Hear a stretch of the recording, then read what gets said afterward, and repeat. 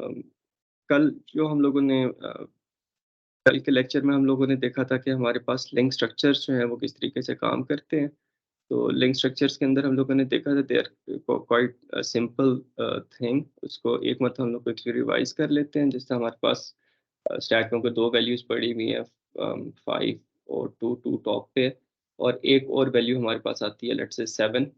तो 7 के लिए हम लोग क्या करेंगे? The first step is to create the memory, ठीक है? तो 7 के लिए हम लोग मेमोरी क्रिएट करेंगे और ये पूरी एक नोड है, ठीक है? इसके 2 पार्ट्स हैं, एक डाटा पार्ट है, एक नेक्स्ट पार्ट है। Data part is used to store the value and next part is used to link this particular node to the existing chain.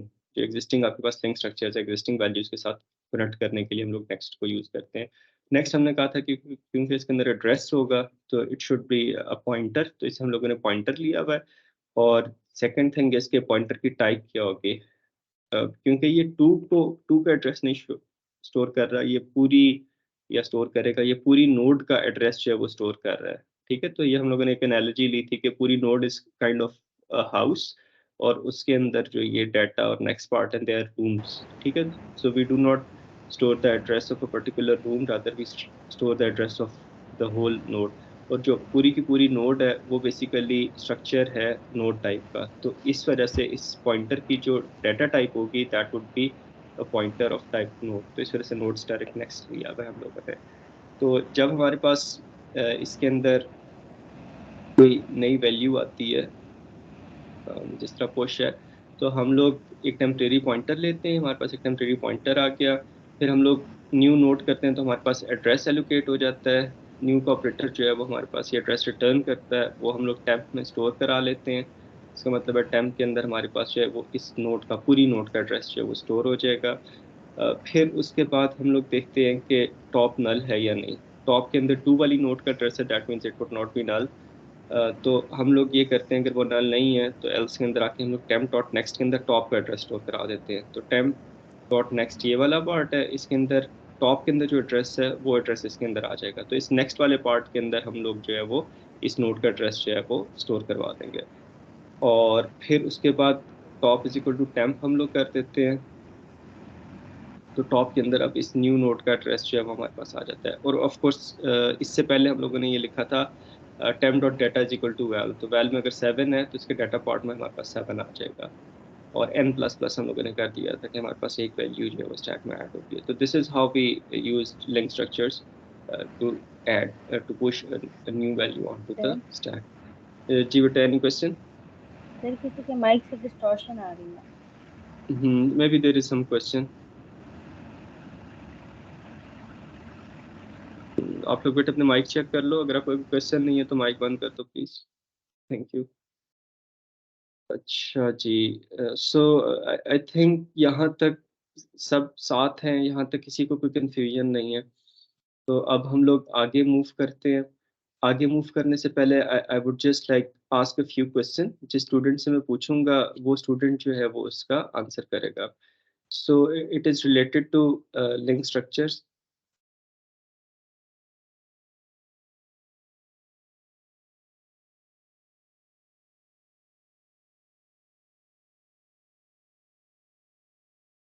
So what if we have like these structures, or for some matter for uh, हम लोगों के पास जो है वो एक pointer है p, ठीक है? और p के अंदर जो है वो हमारे पास लेट्स से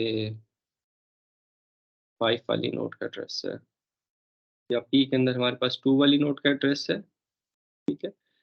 और q के अंदर हमारे पास जो है वो 5 वाली नोट का एड्रेस है, ठीक है? तो अब मैं आपसे कुछ क्वेश्चन करूँगा।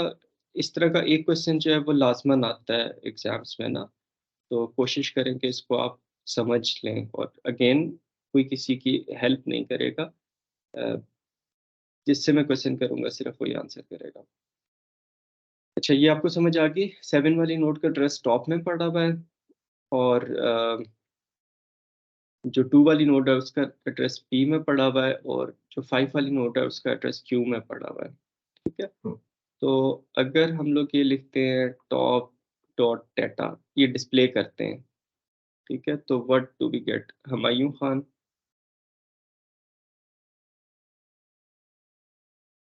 तो आप हैंड रेज ना करें, I would just ask my self.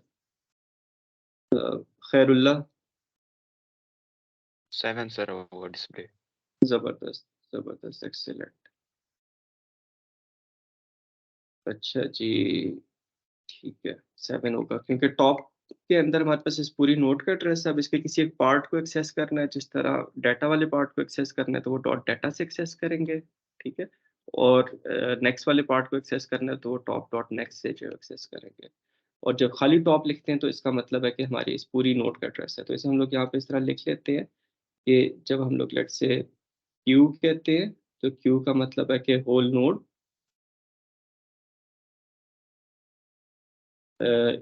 इस पूरी क्यू के अंदर इस पूरी नोड का एड्रेस है, ठीक है। So Q will point to this whole node.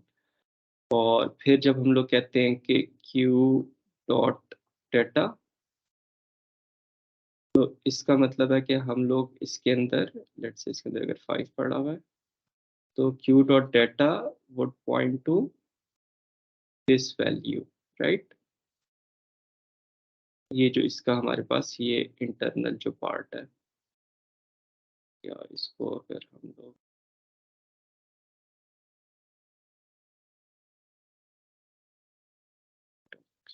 Q dot data जो है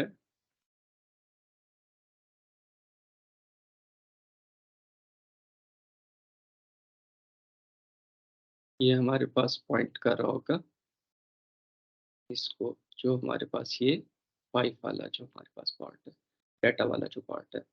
और इसी तरह जब हम लोग ये कहते हैं कि क्यू डॉट नेक्स्ट, तो इसके अंदर हम लोग ये जो नेक्स्ट वाला पार्ट है, से ये हमारे पास पार्ट है, इसमें नल पड़ा हुआ है अगर, तो ये हमारे पास इस नेक्स्ट वाले पार्ट को जो है वो पॉइंट कर रहा होगा, ठीक है। तो this is something that we must understand कि जब हम लोग क्यू की बात करते हैं we are talking about the whole node. जब हम लोग उसके डॉट डाटा की पार्ट बात करते हैं तो we are talking about value, जो उसके डाटा में जो वैल्यू पड़ी हुई है। क्यू डॉट नेक्स्ट की बात करते हैं तो we are talking about the address part, जो नेक्स्ट नोड का एड्रेस स्टोर करने के लिए हम लोगों ने क्रिएट किया हुआ है। ओके, अरसलान।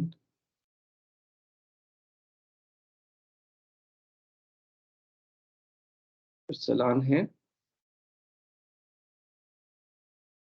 हमजा।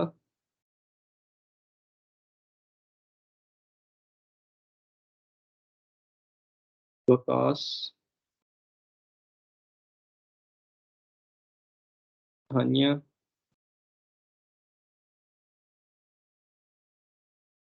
आफ्ताब।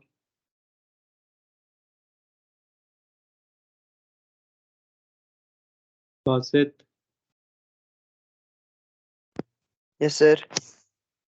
ओके, बासित आप बताओ बेटे कि हम लोग जब ये कहते हैं कि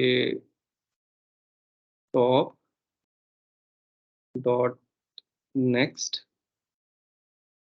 इज इक्वल टू पी, ये एक लॉजिकल एक्सप्रेशन है, तो इसका क्या रिजल्ट होगा?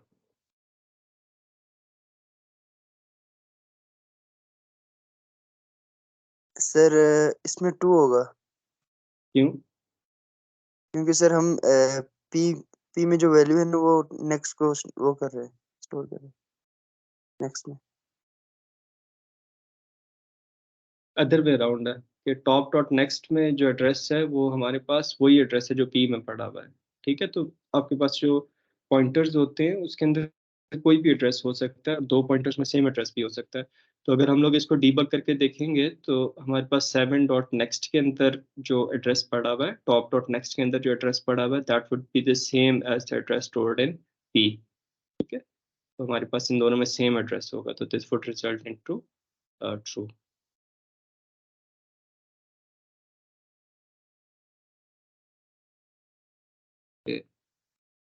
ठीक है, हमना इमरान। Yes sir. हम ना ये बताएं कि अगर हम लोग ये कहते हैं कि p dot next dot data, इससे क्या डिस्प्ले होगा?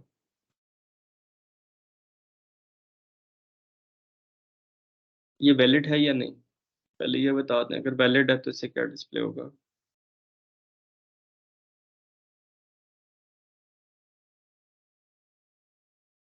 सर एक्चुअली ना मैं कल क्लास भी नहीं ले पाई थी, घर में ना एक ज़रूरी काम चल रहा है, तो मैं इसको इस वीकेंड पे कवर करूँगी।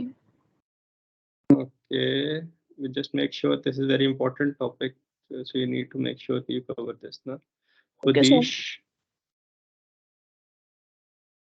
जी सर। आपके नाम को प्रोनाउंस कैसे करते हैं एग्जैक्टली? अरीज। हाँ, अरीज नहीं, अरीज। मैं खुदैश या खुदीश Mukhtar?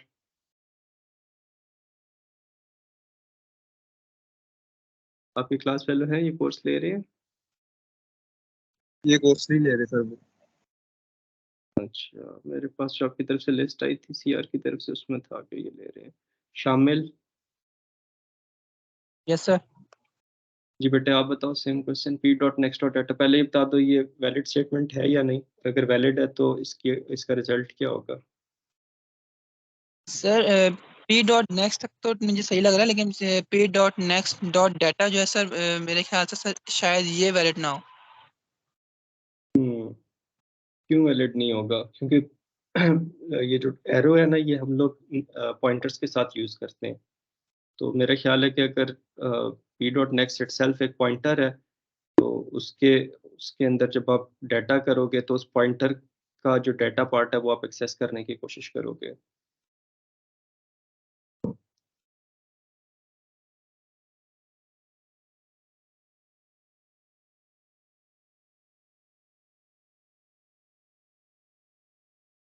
Okay, Alisha yes sir. जी बताओ बेटे, ये वैलिड स्टेटमेंट है या नहीं?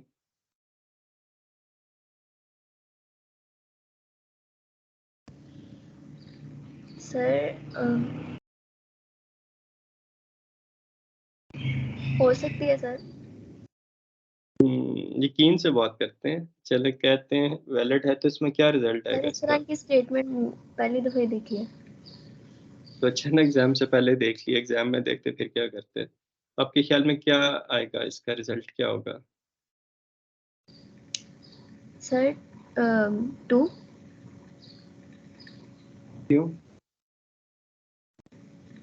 सर ये जो पी नेक्स्ट है ये डाटा पार्ट एक्सेस कर रहा है ना?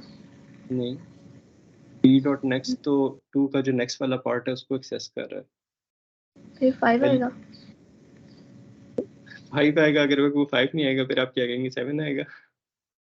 5 क्यों नहीं आएगा? सर वो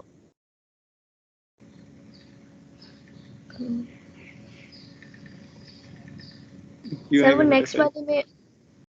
नेक्स्ट वाले में डाटा पार्ट एक्सेस कर रहा है, हाँ, वो नेक्स्ट तो वाले यहाँ में पे ये कर रहा हूँ। समझने की जरूरत है कि पी डॉट नेक्स्ट से हम लोग इस जगह पे पहुंचते हैं, टू का जो नेक्स्ट वाला पार्ट है यहाँ पे हम लोग पहुंच रहे हैं। अब इसके अंदर देखेंगे कौन सा एड्रेस पड़ा हुआ है। इसके अंदर एड्रेस पड़ा हुआ है 5 वाली नोड का, ठीक है। तो अब उस नोड के जब हम लोग डाटा पार्ट को एक्सेस करेंगे तो वी विल एक्सेस 5, ठीक है। तो this would result into accessing 5। Ali Ahmad,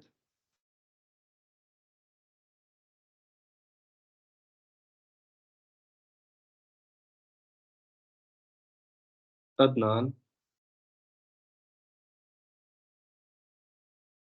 Qasim,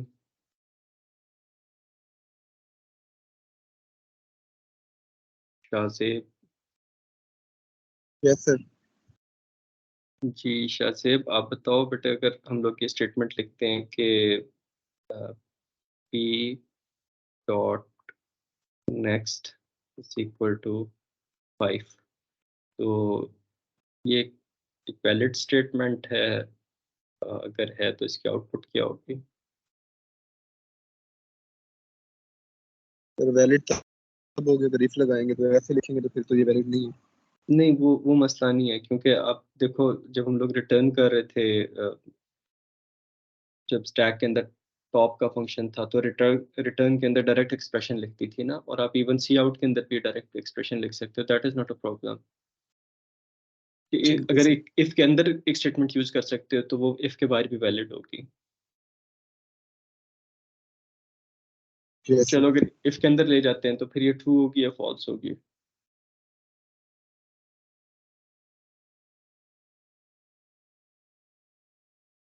sir false होगी, क्योंकि क्यों? वो तो पूरे नोड को, उसमें तो पूरे नोड का एड्रेस है ना नेक्स्ट में।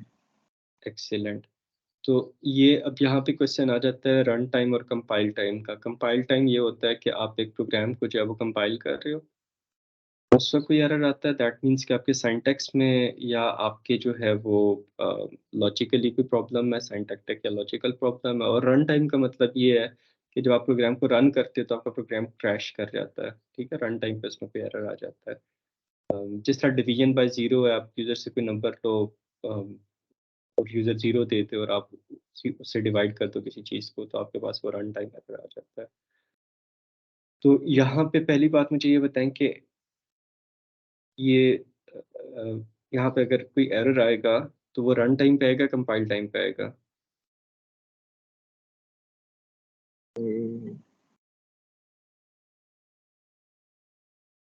अच्छा चलें उसको छोड़ दें, ये बताएं कि ये एरर किस किस्म का होगा? रन कोई टाइम का होगा। रन रन टाइम टाइम पे ही का आएगी। किस किस्म का एरर होगा ये?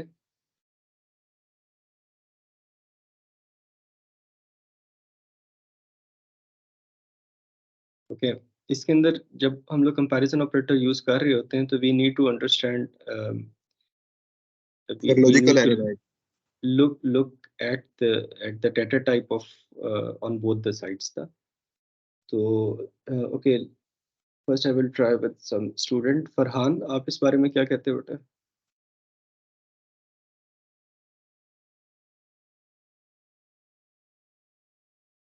फरहान आलम। ओके, कोई स्टूडेंट इसका आंसर करना चाहे? Sir can I answer? जी बेटा, शिराज। सर इसमें ये होता है कि मतलब अब अगर हम कंपैरिजन कर रहे हैं तो वो दोनों सेम डेटा टाइप्स का मतलब कंपैरिजन हम्म होना चाहिए। हम्म, ठीक है, तो यहाँ पे डाटा टाइप्स क्या है? सर एक में एड्रेस है और एक में उसकी वैल्यू है, तो ये तो सेम नहीं है ना। एक बेसिकली हमारे पास नोड स्टैटिक टाइप का यस है, सर। ठीक है। तो the next part is of node static, और इसकी जो डाटा टाइप है ये इंटीजर है, ठीक है, जो टीजर डाटा है। वाला यस। पार्ट है वो इंटीजर है। तो इसके अंदर जो है ये इनवैलिड स्टेटमेंट होगी। हो सकता है कि ये कंपाइल हो जाए, लेकिन सर इसके रन ऊपर टाइम एरर डेफिनेटली आएगा। आपको आपको रन टाइम नहीं, क्योंकि एड्रेस जो होते हैं they are also numbers, right? तो जब आप इसके अंदर 5 लिख रहे हो, 5 इज आल्सो अ नंबर, तो एटलीस्ट यहाँ पे आपके पास जो है वार्निंग जनरेट होनी चाहिए, ठीक? तो आपके पास वो वार्निंग जो है वो रन टाइम पे सॉरी कंपाइल टाइम पे जो है वो जनरेट होगी। In any case this is an invalid statement, क्योंकि इसके अंदर दोनों साइड्स पे जो डाटा टाइप्स हैं वो हमारे पास डिफरेंट है। इसको हम लोग क्विकली कोड करके देख लेते हैं। सर इसका सिंटैक्स ठीक है, ये सिमेंटिकली गलत है ना? हाँ जी,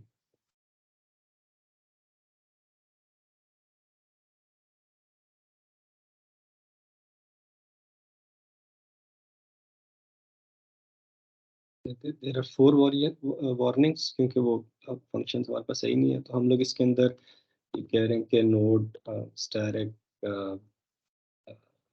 लेट्स से p और p dot next is equal to 5, ठीक है। तो इस पे देखते हैं हमारे पास कोई एरर आता है या नहीं। वन एरर जनरेटेड ना, और वो एरर क्या कह रहा है, comparison between pointer and teacher.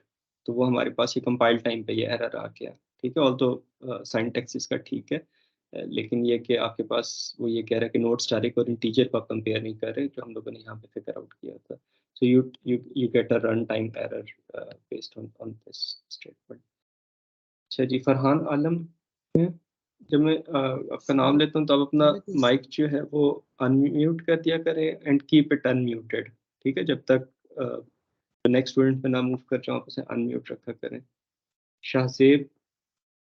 Sir एक क्वेश्चन। जी बेटे।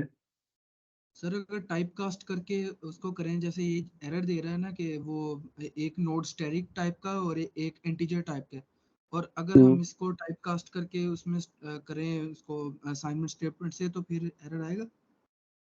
ये पूछना था। आई थिंक इसके अंदर टाइप कास्टिंग डायरेक्ट इसके साथ नहीं करने देगा। इसको अगर आप नोट्स डायरेक्ट में टाइप कास्ट कर भी लो, आई डोंट थिंक वो, क्योंकि 5 से वो स्ट्रक्चर नहीं है ना, वार्निंग उसने जनरेट कर दी है। टाइप कास्ट उसने करने दी है, लेकिन उसने वार्निंग जनरेट की है, और वो ये कह रहा है कि इसको आप असाइनमेंट ऑपरेटर करो। लेट्स से हम लोग इसको डायरेक्ट इस तरीके से असाइनमेंट ऑपरेटर कर लेते हैं, उसे कास्ट कर देते हैं। So this has compiled, but when we will run it, so we should, our program should be crashed ना। अच्छी ऑब्जर्वेशन है, मैंने इस लिहाज से नहीं सोचा था। ये आपके पास जो है वो, इसने कोई एरर दे दी है, बस एरर। और this is because of the reason कि आप डायरेक्टली कंप्यूटर की जो रैम है, जो 5 है, आप उसे एक्सेस करने की कोशिश कर रहे हो। और जब कोई प्रोग्राम ऐसी मेमोरी को एक्सेस करने की कोशिश करता है जो उसे एलोकेट नहीं हुई, तो जो ऑपरेटिंग सिस्टम है वो उसको क्रैश कर देता है। तो इस सूरत में ऑपरेटिंग सिस्टम ने उसको क्रैश कर दिया है। लेकिन टाइप कास्ट करके it has work, right? So it has work, but it has result नहीं, इससे पहले पी के लिए मेमोरी एलोकेट करनी पड़ेगी, p is equal to new node, ठीक है? क्योंकि अब जब हम लोग ये कहते हैं p dot next is equal to node 5, तो ये 5 को एक्सेस करने से पहले एक एरर है कि पी के लिए मेमोरी तो एलोकेट हुई नहीं, मेमोरी एग्जिस्ट नहीं करती पी के लिए, राइट? पहले हमें जिसके नेक्स्ट पार्ट को हम लोग एक्सेस कर सकें, तो नेक्स्ट पार्ट को एक्सेस करने के लिए हमारे पास पी की मेमोरी का होना ज़रूरी है। तो उसके लिए हम लोग मेमोरी जो है वो एलोकेट करेंगे, और फिर उसके बाद just to make sure memory leak नहीं होती, हम लोग उसको डिलीट कर देंगे। तो let's compile it.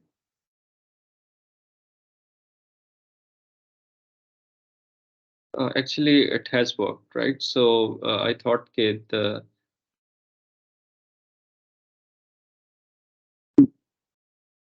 the program should have crashed, but it hasn't actually. Or this is strange.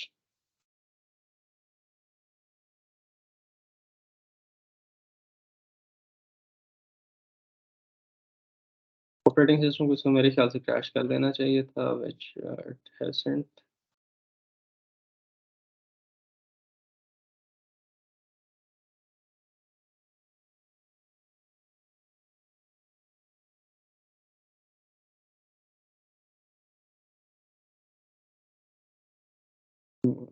हाँ भाई, हमारे पास वैल्यू जो है वो 0 पड़ी है। लेट्स से अगर इसके अंदर हम लोग जो है वो कोई और एड्रेस स्टोर कराते हैं,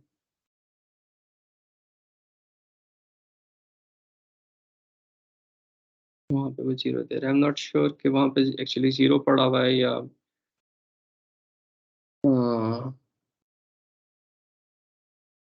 okay. Even if you are able to do that, this approach is not recommended. इसके अंदर आप बेसिकली ऑपरेटिंग सिस्टम के अंदर किसी भी एक रैंडम जगह पे जो है वो मेमोरी को एक्सेस कर रहे हैं। Okay, so we didn't get any error, but approach है वही ठीक नहीं है। अच्छा जी, सर जो वो वैल्यू पास कर रहे थे आप, वो एड्रेस पास कर रहे थे? एड्रेस है, रैम में किसी भी चीज़ का एड्रेस है ना। सर वो खुद से मतलब एमी एज्यूम्ड? हाँ, रैंडम एड्रेस दे रहा था कि रैम से कहीं से कुछ हम लोग रीड कर सकते हैं, तो वो 0 रिटर्न कर रहा है। Okay sir. अच्छा जी, सो चलें यहाँ पे देखें, मैंने आपको शायद पहले भी बताया था कि यहाँ पे इस कोर्स के अंदर ना इतनी मतलब मैं पढ़ा चुका हूँ, लेकिन there is always something new to learn ना। तो मेरे ख्याल से यहाँ पे एरर आ जाना चाहिए था। इसको विंडोज़ में भी ट्राई कीजिएगा, क्योंकि विजुअल स्टूडियो जो प्रोफेशनल है वो जो कोड जनरेट करता है उसके अंदर इनवैलिड मेमोरी जब आप एक्सेस करने की कोशिश करते हो, या ऐसी मेमोरी एक्सेस करने की कोशिश करते हो जो आपके प्रोग्राम को एलोकेटेड नहीं है, तो वहाँ पे एरर आता है या नहीं। So try it on your computer. अगर आप लिनक्स यूज़ करें वहाँ पे भी ट्राई करें किसी और कंपाइलर के साथ, और अगर आप विंडोज़ यूज़ करें तो उसके अंदर भी यही कोड जो अभी हम लोगों ने डिलीट किया, इसी कोड को जो है वो आप लिख के ट्राई करें, ठीक है? तो आप देखें आपके पास आपका प्रोग्राम जो है वो ऑपरेटिंग सिस्टम क्रैश करता है या नहीं करता, and then let me know. मेरे ख्याल से यहाँ पे इसको क्रैश कर देना चाहिए था। तो इफ़ इट हैज़न्ट क्रैश्ड तो इसका मतलब है कि आप जो है वो रैम में किसी भी जगह से एक्सेस कर सकते हो, वैल्यूज़ को एक्सेस कर सकते हो। It should not be allowed. अच्छा जी, Shahzeb.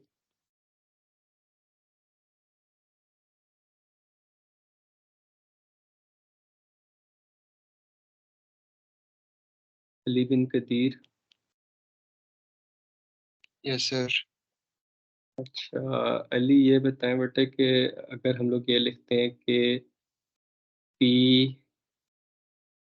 Dot next dot next, तो इस पे हमें क्या मिलेगा?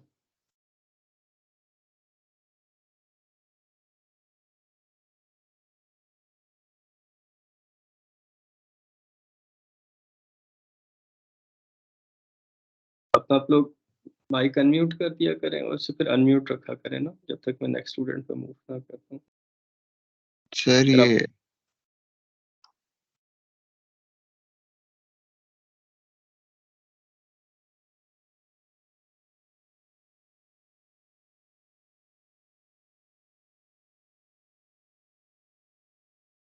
फरहान अब्बास।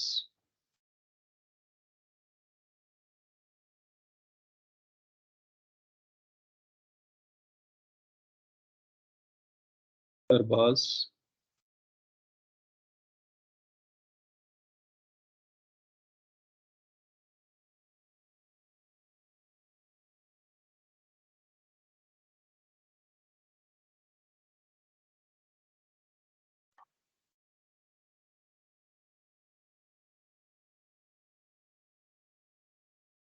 उमर फारूक।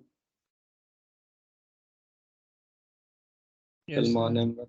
जी उमर, आप बताओ बेटे इसमें क्या मिलेगा हमें?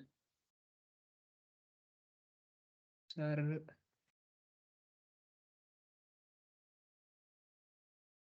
सलमान अहमद।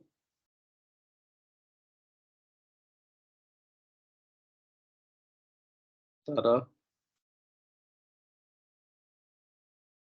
जाकिर। शिराज।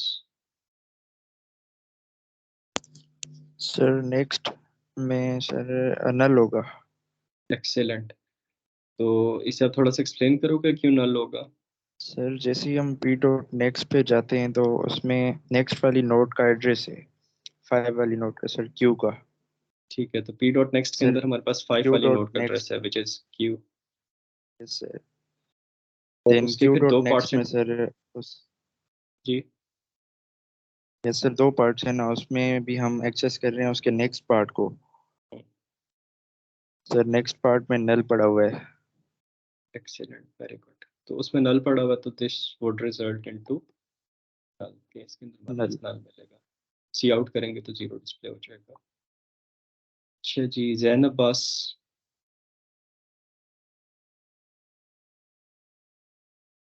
Yes sir. ये बताओ बेटे, अगर हम लोग ये लिखते हैं Q dot next dot data तो हमें क्या मिलेगा?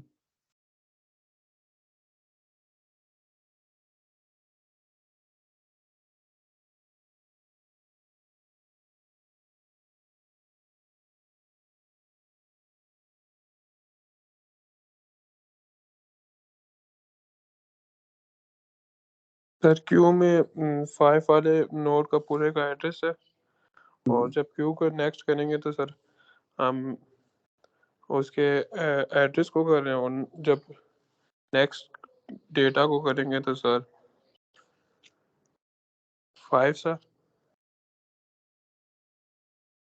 Okay. Hafiz Hasan. Talha. Talha. Yes sir. बताओ बेटे क्या होगा इसके अंदर Q dot next dot data में?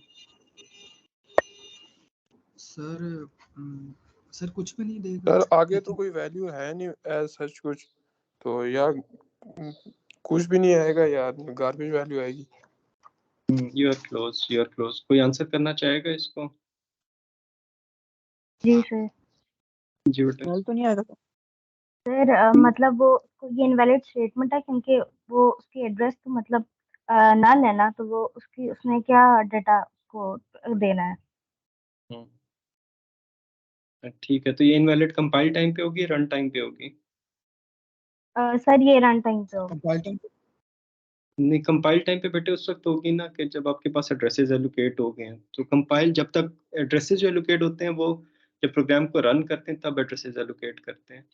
तो अगर आपके पास जो है वो कोई एड्रेस एलोकेट नहीं हुआ हुआ नेक्स्ट को क्यूब का, तो वो कंपाइल टाइम पे एरर्स इस तरह के नहीं आप चेक कर सकते। जब प्रोग्राम रन होगा तब ये देखेंगे, क्योंकि सिंटैक्स वैलिड है आपके पास जो है, लेकिन इसे जब आप रन करेंगे तो फिर आपको पता चलेगा कि ये आपके पास इसके अंदर वैलिड एड्रेसेस हैं या नहीं। क्योंकि अगर आप इसे p dot next dot data करते हो तो it would become a valid statement ना। ये फिर आपके पास रन टाइम पे होगा ये कि आप जब q डॉट नेक्स्ट करेंगे, q डॉट नेक्स्ट में नल पड़ा हुआ है, ठीक है, और नल जो है वो जीरो एड्रेस है। जीरो एड्रेस के अंदर आप डाटा को एक्सेस नहीं कर सकते। आपके पास वहाँ पे आपका प्रोग्राम क्रैश कर जाना चाहिए, ठीक है, वो रिजर्व मेमोरी होती है वहाँ पे आपका प्रोग्राम जो है वो क्रैश कर जाना चाहिए। लेट्स सी हमारा ये कंपाइलर क्रैश करवाता है या नहीं करवाता। पहले एक मतलब ये डिसअपॉइंट कर चुका है हमें। तो यहाँ पे नल डॉट डाटा का मतलब है कि आप जीरो एड्रेस पे जाके कोई वैल्यू एक्सेस करने की कोशिश कर रहे हो, which should not be allowed. तो इस सूरत में आपका प्रोग्राम जो है वो क्रैश हो जाना चाहिए। तो हम लोग एक पॉइंटर ले लेते हैं q is equal to node कर देते हैं। जब न्यू करते हैं तो साथ इसे डिलीट का कोड भी लिख देते हैं, और क्यू डॉट नेक्स्ट को जो है वो हम लोग नल कर देते हैं। तो इसी तरह की हम लोग सिचुएशन काइंड ऑफ क्रिएट कर लेते हैं कि क्यू है, उसके लेट्स से डाटा पार्ट में हमारे पास जो है वो 5 पड़ा हुआ है, उसके नेक्स्ट में नल पड़ा हुआ है, और उसके बाद हम लोग Q dot next dot data को एक्सेस करने की कोशिश करते हैं। ठीक है, तो the program has compiled। कह रहे अनयूज्ड है, इसे हम लोग सी आउट में डाल देते हैं तो ये वार्निंग खत्म हो जाएगी।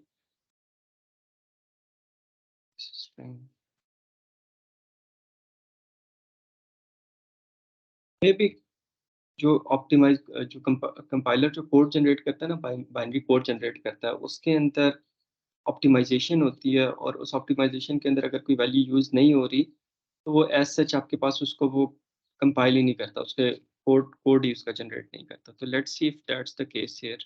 यस, तो पहले भी हमारे पास एरर आना चाहिए था, लेकिन पहले जो हमारे पास वो 5 वाली स्टेटमेंट थी उसके अंदर हमारे पास जो है वो एरर इस वजह से नहीं आया था क्योंकि वो स्टेटमेंट यूज़ नहीं हो रही थी, तो कंपाइलर ने उसका कोड ही जनरेट नहीं किया। तो कंपाइलर इस तरह के काम करता है कि जो बाइनरी कोड जनरेट कर रहा होता है उसके अंदर कोड ऑप्टिमाइजेशन होती है। ये कंपाइलर कंस्ट्रक्शन के अंदर आप पढ़ेंगे।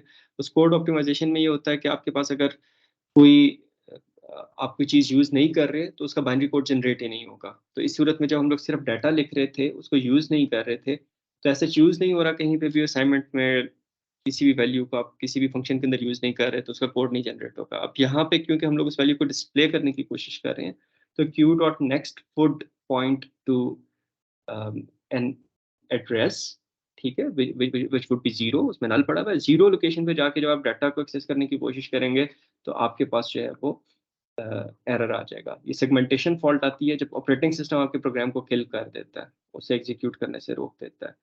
सो यहाँ पे अब फिर हम लोग यही वाला काम करते हैं कि जो जो हम लोगों ने कहा था कि ये नहीं होना चाहिए ना, वो याद है आपको कि किस स्टेटमेंट पे था कि उसे टाइप कास्ट किया था हम लोगों ने। तो हम लोग ये कहते हैं Q dot next is equal to, अगर हम लोग यहाँ पे सिर्फ 5 लिख देते हैं तो यू नो के इसके अंदर जो है वो हमारे पास कंपाइल टाइम एरर आ जाता है। वही जो हमारे पास आ रहा था कि एक साइड पे नोट्स डायरेक्ट है तो दूसरी साइड पे इंटीजर है, तो ये हमारे पास जो है वो कंपाइल टाइम एरर आ जाता है। लेकिन जिसका आप में से एक स्टूडेंट ने कहा था कि इसको अगर टाइप कास्ट कर लें तो फिर क्या होगा। तो टाइप कास्ट में हमारे पास कंपाइल टाइम एरर नहीं आया था, हमारे पास रन टाइम एरर आया था। लेकिन हम लोग उस वैल्यू को क्योंकि यूज़ नहीं कर रहे थे, उस एक्सप्रेशन को यूज़ नहीं कर रहे थे, तो उस वजह से हमारे पास कंपाइलर ने उसका कोड ही नहीं जनरेट किया, तो वो स्टेटमेंट मोस्ट लाइकली एग्जीक्यूट ही नहीं हुई थी। अब जब हम लोग यहाँ पे इसको एग्जीक्यूट कर रहे हैं तो ये एग्जीक्यूट हो रही है।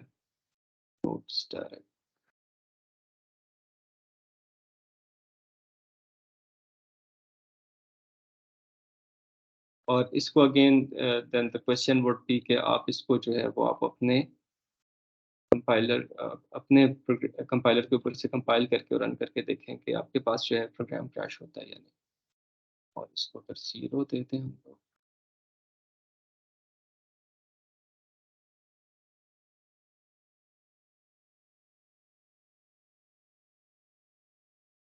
फिर उसके अंदर हम लोग इसको वैल्यू असाइन कर रहे थे ना।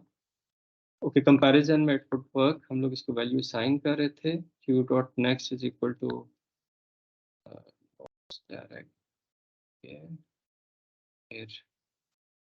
Dot next. अब मेरे ख्याल से इसको क्रैश करना चाहिए। ठीक है, तो अब इसने उसको क्रैश कर दिया। तो कंपैरिजन के लिए आप किसी मेमोरी एड्रेस से कंपेयर कर सकते हो। तो comparison operator was working equal to, लेकिन जब हम लोग उसे कोई एड्रेस असाइन कर देते हैं, कोई रैंडम एड्रेस असाइन कर देते हैं और उस एड्रेस पे जाके हम लोग कोई डाटा रीड करने की कोशिश करते हैं, तो अब हमारा प्रोग्राम जो है वो क्रैश हो रहा है। ठीक है, this is what I was expecting from the operating system and from the code generated by the compiler. ठीक है, ये चीज़ समझ आ गई आप लोगों को कि खुद से हम लोग कोई एड्रेस दे के उसको एक्सेस नहीं कर सकते। और पहले जो है यस सर। इसको अगर हम लोग जो है वो जस्ट सी आउट से बाहर निकाल देते हैं, ठीक है, तो अब हमारे पास सिर्फ एक स्टेटमेंट है, इसको हम लोग इस वैल्यू को कहीं पे यूज़ नहीं कर रहे।